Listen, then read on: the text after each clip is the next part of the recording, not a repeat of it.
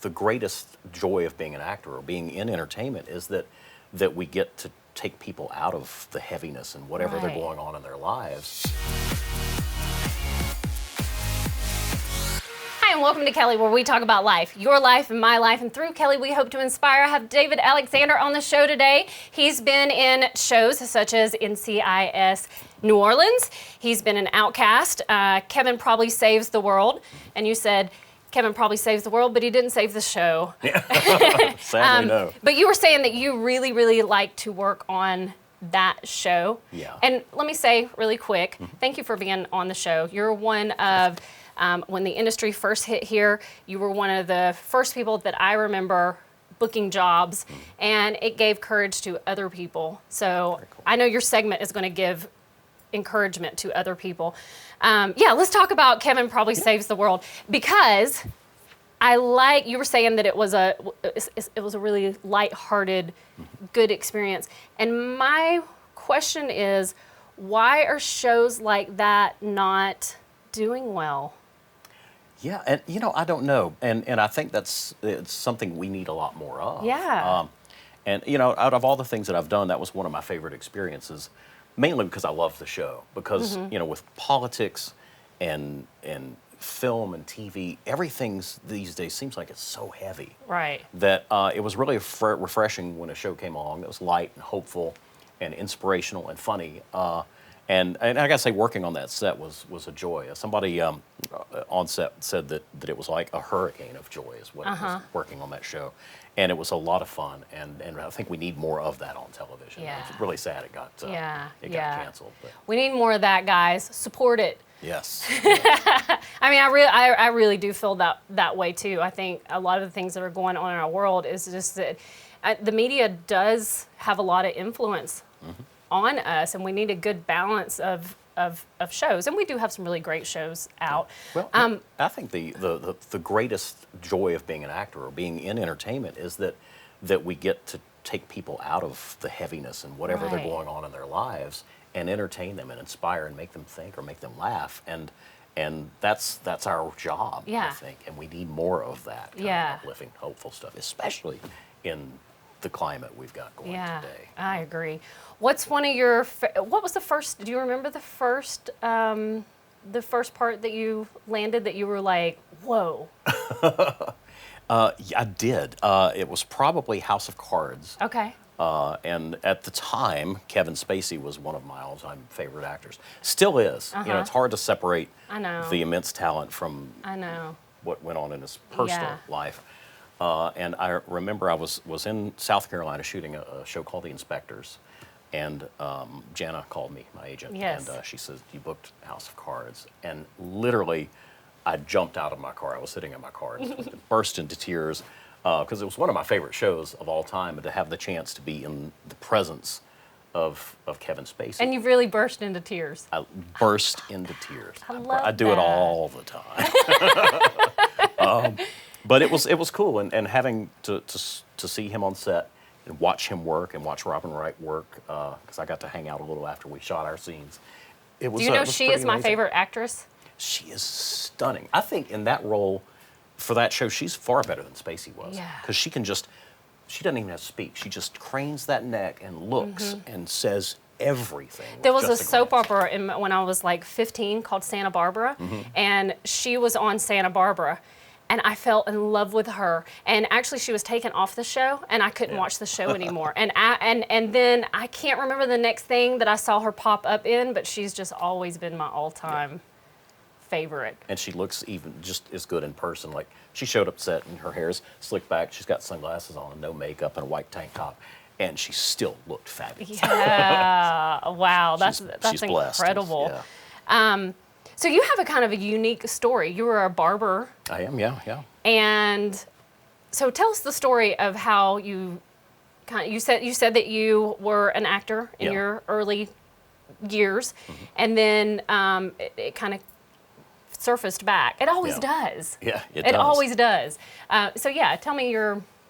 Well, it's funny. I became an actor in high school because I had a really rough childhood. My parents were both alcoholics. My father served 2 tours in Vietnam and 1 in Korea, and came back as a different man. And unfortunately, I didn't know him because I was born when he was in Korea or in Vietnam. And he turned to the bottle, and my mom turned to the bottle, and she was manic depressive. So I never knew what was going on, from one minute to another. As a kid, they divorced early. We lived in a filthy house. I smelled of garbage a lot of times going to school, and I was bullied in school and bullied by the neighborhood kids.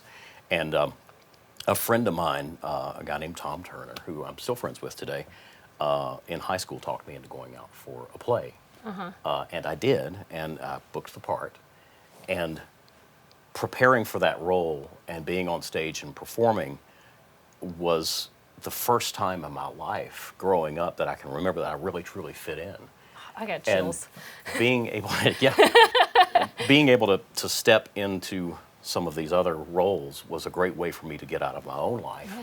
And my two teachers, Brian Rothwell and Mike McCall, were both incredibly supportive, and Tom was incredibly supportive. And there were times in my childhood was so miserable, I literally thought about ending it.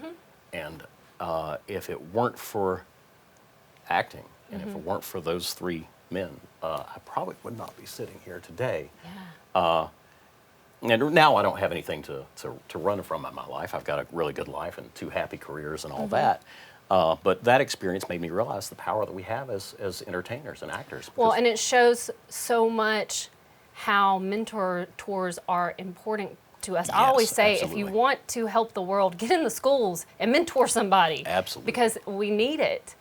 And I'm the same case. I had an art teacher that my 9th grade year, we had gone to state and I had kind of failed out with my grades. I couldn't do acting the next year. So it was my 11th grade year, my art teacher said, Kelly, I had just washed away the whole thing. I was like, I'm not going to do this, whatever. And she said, you're pretty dramatic. Why don't you do drama? And I was like, well, I can't do it anymore. And I actually went and joined the Cobb Children's Theater, which was a great theater. But, had it not been for a mentor, I wouldn't be sitting right here with you today. Absolutely. So important. I'm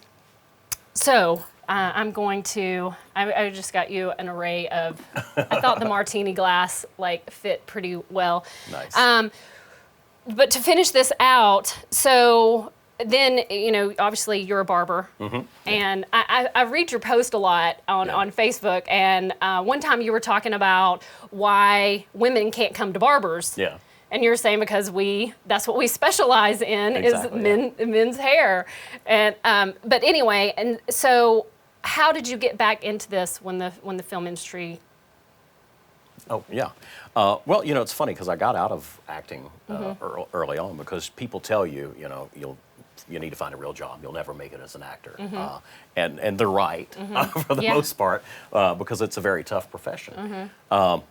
And so at the time I was, in high school, I was interested in cutting hair and all that, and I learned that trade and became a barber. And I'm very fortunate in my life. That's something I also love, and I've been able to give back to the community through that. And it's been a really rewarding career. But then I had a client one time that talked me into going and being an extra on a film. And I don't even remember which one it is at this point. And I got a chance to dress up in makeup and all this stuff and watch the principal actors work.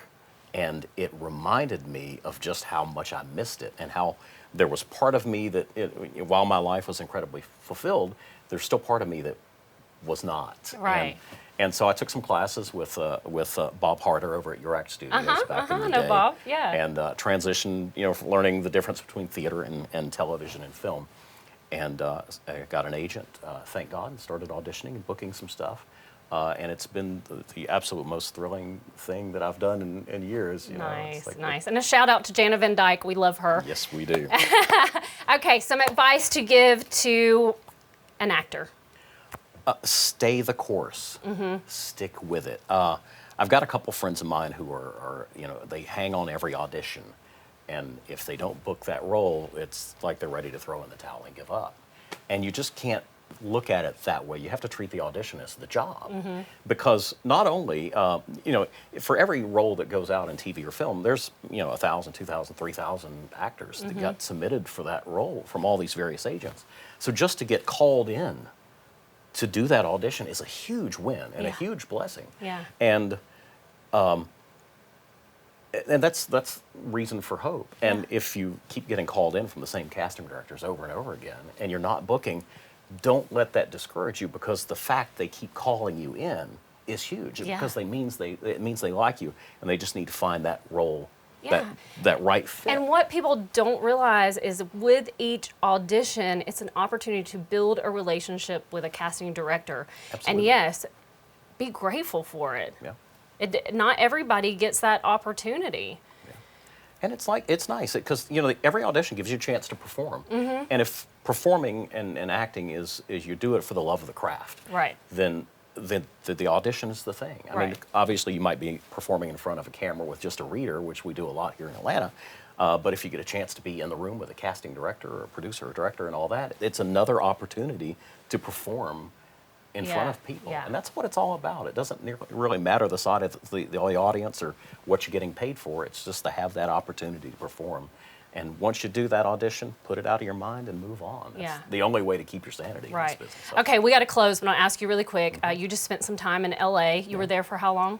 I was there for 3 years. 3 years. Yeah. Wow. It flew Wow. by like that. Yeah. It didn't feel like that. And to me, Yeah. I remember when you were saying you were going, what's just quick differences between what does Atlanta need to learn? Yeah, I'd love to see Atlanta move more into the live auditions. Because when I went out there, and everything here is on tape, very Right. rarely did we ever go in the room here. And so the first couple times I was in the room out there, all my training and all the stuff that Crystal Carson taught me, just Love her too. flew out the window, when you're in front of a casting director. So it was a great learning experience for me, being in the room and auditioning live. And it made me stronger and it made me better. Yeah. So that's the biggest difference, I think, right now. Okay. between- Okay. I'm finding, as an acting coach, I'm finding more. Normally, the second audition, they get there through. The second audition is normally a live audition, Yeah. so maybe we're getting more. Yeah, and I'm seeing doing more more that live way. auditions Right. coming up. I know George Pierre calls in people a lot, Right. and it's nice. So I'd like to see more casting directors do that. 'Cause Yeah. it gives you a chance to build that relationship and actually put a face behind, the call sheet or Yeah. the breakdown. So- Right. Love it. Thank you so much for being here. Thank you for for gracing having me. our audience. Guys, we hope this segment educated and inspired you. Please leave comments below, and we'll be glad to answer any questions that you have. Share.